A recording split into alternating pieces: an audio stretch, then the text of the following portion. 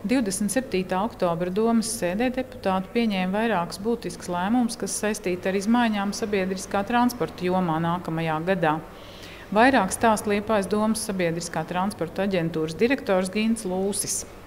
Liepājniekiem šīs dienas domes lēmumu nozīmē, ka no 1. janvāra sabiedriskajā transportā tiks ieviesta vienota braukšanas biļete, kas nozīmē, ka autobusu, tramvaju un mikroautobusu pasažieri varēs izmantot ar vienu un to pašu braukšanas biļeti.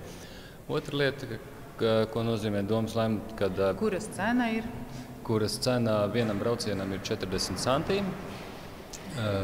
Otra lieta, ka arī mēneša biļešu klāsts tiks papildināts teiksim, tramvajam būs mēneša biļete darba dienām, kāda ir šobrīd tikai autobusam. Un tāpat tiks ieviesta mēneša biļete visiem transporta veidiem, papildus jau esošajiem.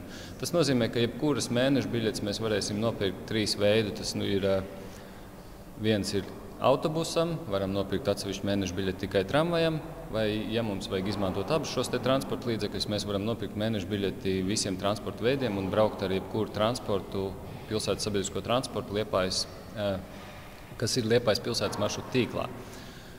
Vēl būtiski gribētu piebilst to, ka liels izmaiņas ir Grobiņas iedzīvotājiem, jo saskaņā ar šīs dienas domes lēmumiem arī Grobiņas pilsētas reisi tiek iekļauti Liepājas pilsētas maršrutu tīklā, kas nozīmē, ka Grobiņas iedzīvotāji turpmāk no 1. janvāra no Grobiņas uz Liepāju varēs atbraukt tieši par šiem pašiem 40 centīmiem un Grobiņas autobusos izmantot visas Liepājas pilsētas maršrutu tīklā noteiktās mēneša biļetes. Mēs esam saglabājuši tieši tos pašus atvieglojumus, kas darbojās šodien.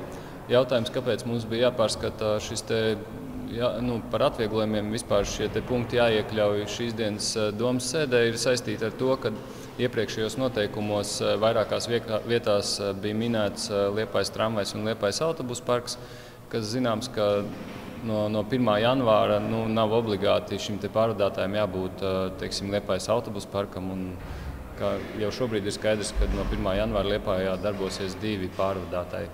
Līdz ar to tika izdarīts redakcionāls izmaiņas un ierakstīt jaunizveidotā Liepājas sabiedriskā transporta aģentūra. Un tas arī būtībā tās visas ir izmaiņas, kas saistītas ar atvieglojumiem. Pārējie visi atvieglojumi saglabājās tādi, kā viņi bija spēkā līdz šim. Saskaņā ar Eiropas Savienības regulu, lai nerastos pārtraukums sabiedrisko transporta pakalpojumu sniegšanā, mums ir jāslēdz pagaidu līgums ar pārvadātāju, kurš ir gatavs nodrošināt šos pakalpojumus līdz jauna konkursa rezultātu izsludināšanai. Un otrs ierobežojums ir, ka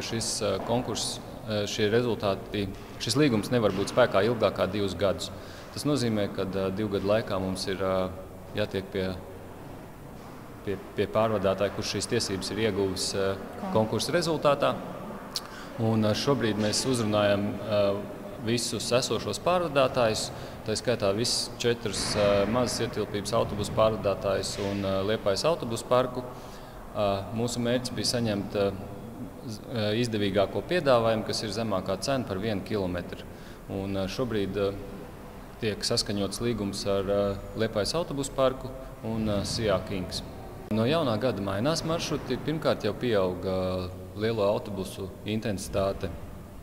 Tas nozīmē, ka būs vairāk autobusu, būs reisi gan agrāk no rīta, gan vēlāk vakarā un sestdienās, svētdienās, jo mēs veicām iedzīvotāju aptauju, un mums notika vairākkārtējas tikšanās gan ar arotbiedrību pārstāvjiem, gan ar nevalstisko organizāciju pārstāvjiem laikā, kamēr mēs izstrādājam šo maršrutu tīklu.